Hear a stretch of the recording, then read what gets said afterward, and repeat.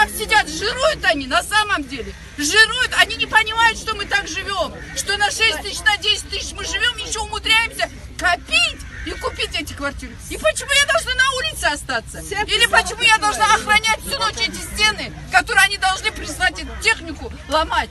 Правильно это? Своим трудом заработали, потом, 3 работах работали, маленьких детей закрывали дома, заработали. Это ломает, у нас государство вообще не смотрит, глаза закрывает. Мы везде ходили, везде писали, никто, ни один человек нас внимания не обратил. Вот так брошенные люди мы, дагестанцы. Хочу обратить к Рамзану Кадырову, помогите нам, мы уже устали, у нас выход нету уже, мы не спим. У меня дети у окна охраняют.